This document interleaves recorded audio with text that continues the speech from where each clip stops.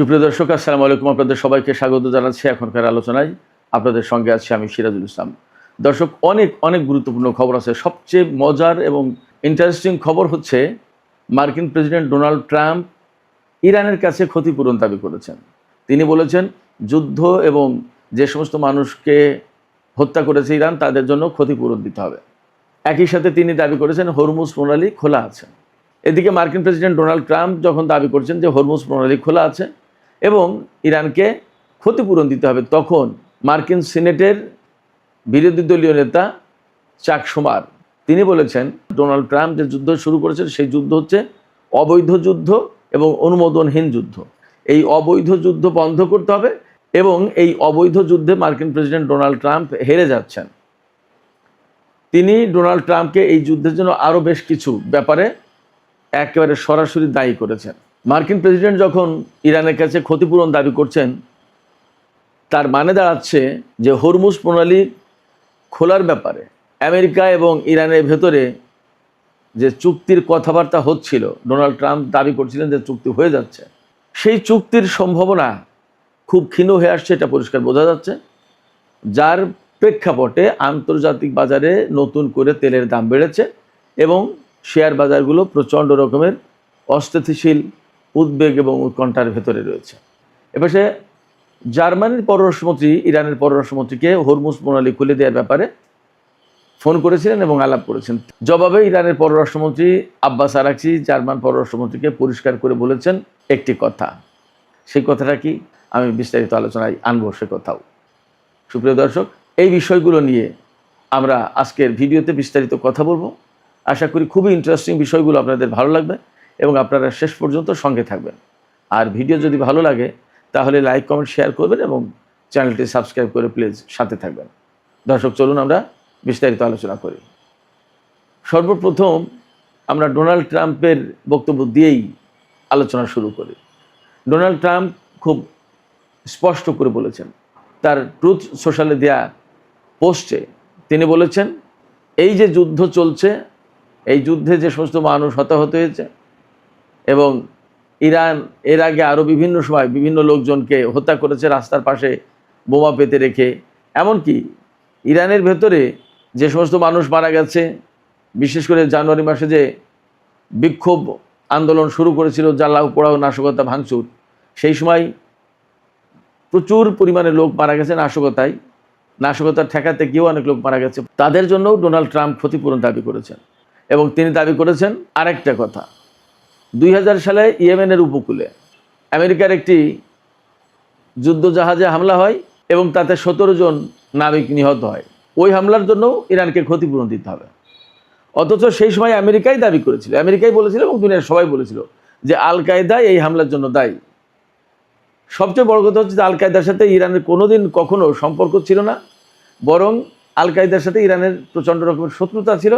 আল কায়দা ইরানের যথেষ্ট ক্ষতি করেছে, সেই আল কায়দাকে দায়ী করেছিল মার্কিন প্রশাসন।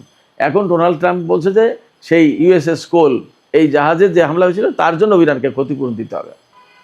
ইন্টারেস্টিং ব্যাপার হচ্ছে যে এই যে ইরানের সাথে ইসরায়েল এবং আমেরিকার যে যুদ্ধটা হলো, এই যুদ্ধ তো তারাই চাপিয়ে দিয়েছে, এটা তো সবাই জানে, একদম পরিষ্কার চোখের সামনে দেখা যাচ্ছে। এটা আমাকে বলতে হবে না, এটা সবাই জানে যে আমেরিকা এবং ইসরায়েল ইরানের সাথে যুদ্ধ শুরু করেছে। তার আগে তো ইরানের সাথে আমেরিকার আলোচনা চলছিল, সেই আলোচনা চলার ভেতরেই হামলা চালিয়ে দিল। যখন এই হামলা চালিয়ে দিল তখন যুদ্ধ শুরু হলো এবং ইরান পাল্টা জবাব দেওয়া শুরু করলো। তাই ইরানের পাল্টা জবাবে কিছু লোক তো মারা গেছেই, আমেরিকার সেনা মারা গেছেই। প্রশ্ন হচ্ছে আমেরিকা এবং ইসরায়েল যদি ইরানের উপরে যুদ্ধ চাপিয়ে না দিত তাহলে কি ইরান যুদ্ধ করতে যেত না তো। আর ইসরায়েল এবং আমেরিকার হামলায় ইরানের কত মানুষ মারা গেছে আমরা তো দেখতেই পাচ্ছি। তারা যেখানে যায় সেখানে একদম বিরান ভূমি করে দেয়, মানুষ একদম সাফ করে ফেলে মেরে। গাজাতে হয়েছে, লেবাননে হচ্ছে, ইরাকে হয়েছে, আফগানিস্তানে হয়েছে, সিরিয়ায় হয়েছে, লিবিয়ায় হয়েছে, হয়নি কোথায়, যেখানে গেছে সেখানে। ভিয়েতনামে কত মানুষ মারা গেছে, জাপানে কি করেছে, হিরোশিমা নাগাসাকিতে আমেরিকা।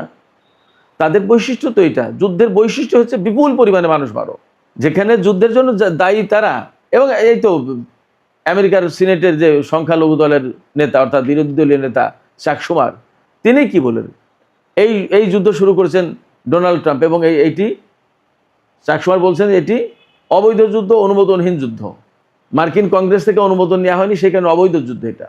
এবং তিনি এক্সে দেয়া পোস্টে বলেছেন, বারবার যতটা বাক্য লিখেছেন ততবারই অবৈধ যুদ্ধ বলেছেন, যে এটি অবৈধ যুদ্ধ।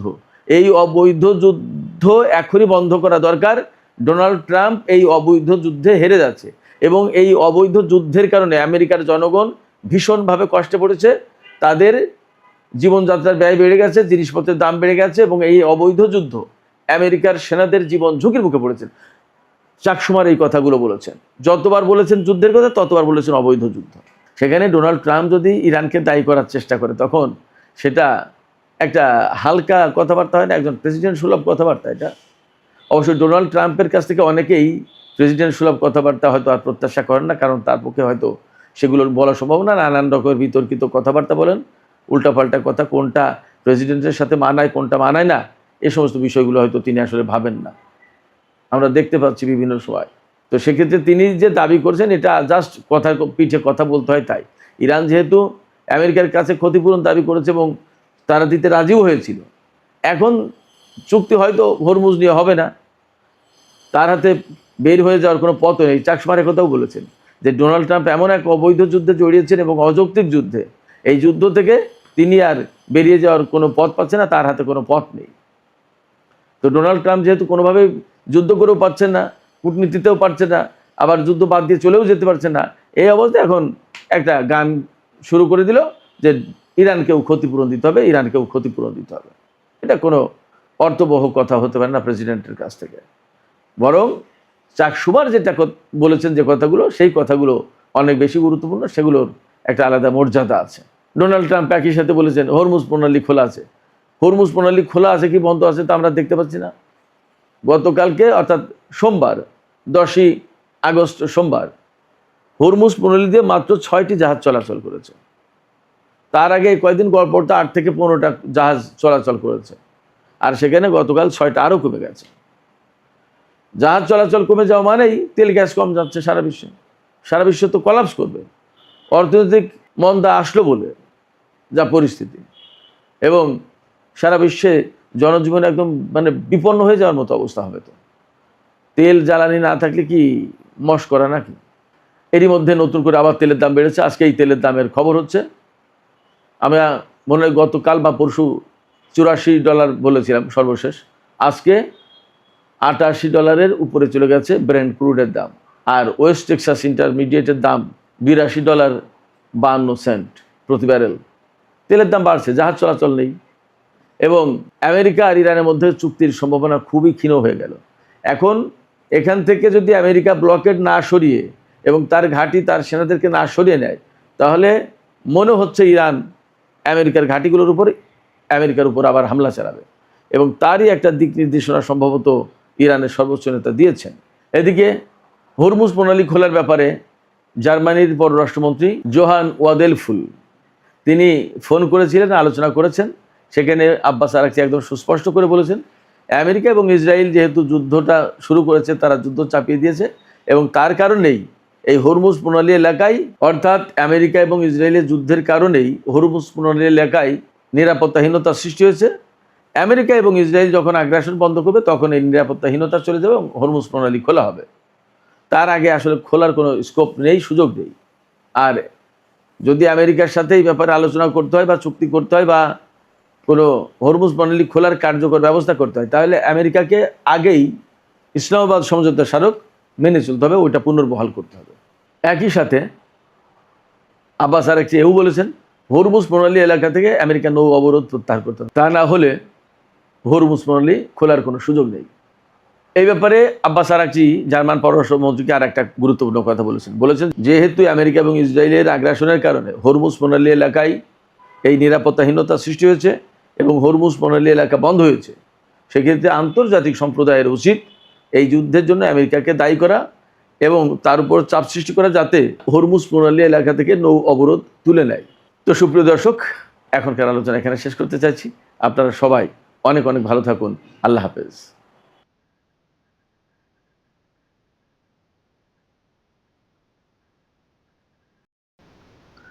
দর্শক অবশ্যই শুরু থেকে শেষ পর্যন্ত দেখছেন, জানছেন। অবশ্যই আপনাদের মূল্যবান মতামত কমেন্টে জানিয়ে দিবেন। তো সবাই ভালো থাকবেন। ধন্যবাদ সবাইকে।